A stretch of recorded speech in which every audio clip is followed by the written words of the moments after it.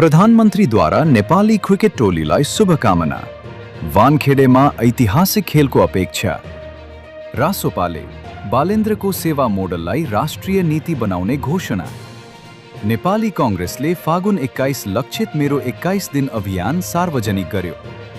चुनावमा ड्रोन प्रयोगमा प्रतिबन्ध, निर्वाचन आयोगका नयाँ निर्देशिका लागू।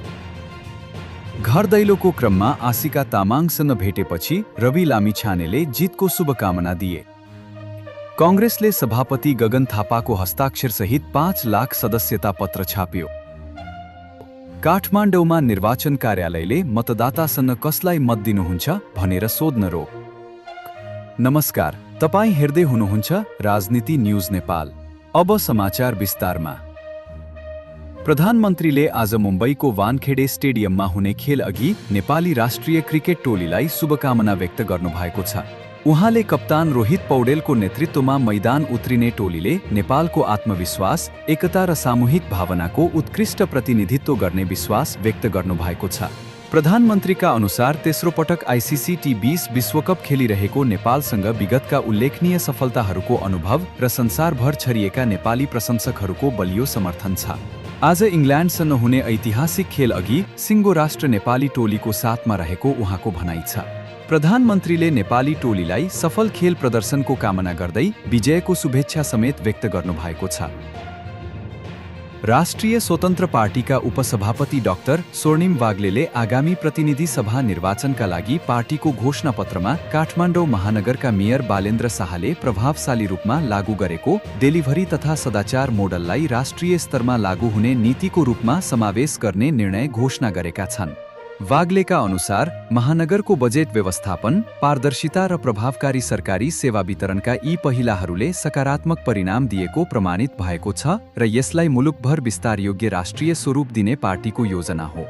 साथै पार्टीको घोषणापत्रमा सामाजिक, आर्थिक र परराष्ट्र सम्बन्ध सम्बन्धी नीति तथा दीर्घकालीन लक्ष्यहरू पनि समावेश हुने उनले जनाएका छन्।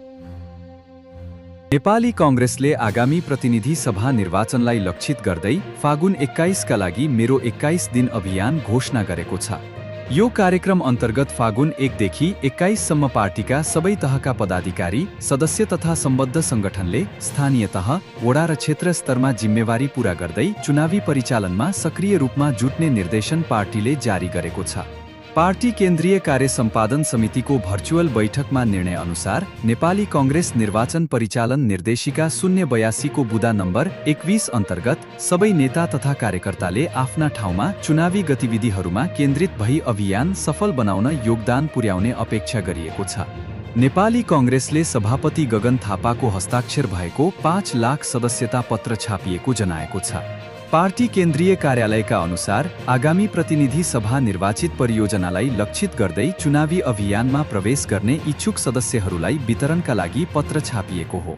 सदस्यता अभियानलाई तीव्रता दिँदै कांग्रेसले जिल्ला-जिल्लामा ती पत्रहरू पठाउन तयार गरेको जानकारी स्रोतले बताएको छ। यसले पार्टीको स्थानीय तहसम्म समर्थन जुटाउन मद्दत पुग्ने अपेक्षा गरिएको छ। निर्वाचन आयोगले आगामी निर्वाचन प्रक्रियामा ड्रोनको प्रयोगमा प्रतिबन्ध लगाउने निर्णय गरेको छ।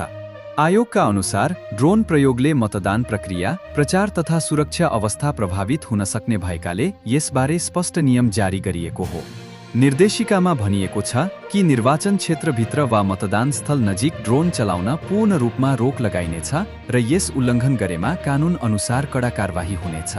आयोगले यसको उद्देश्य निर्वाचनको निष्पक्षता, सुरक्षा व्यवस्था र सार्वजनिक शान्ति सुनिश्चित गर्नु रहेको जनाएको छ।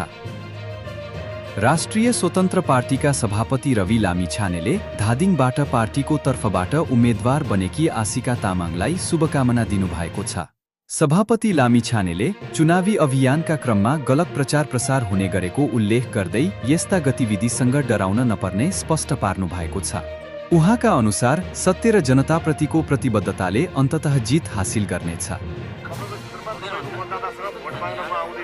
उहाँले तामाङलाई अब झन सक्रिय रूपमा चुनावी प्रचारमा जुट्न, जनतासँग प्रत्यक्ष संवाद बढाउन र आत्मविश्वासका साथ अघि बढ्न आग्रह गर्नुभएको छ।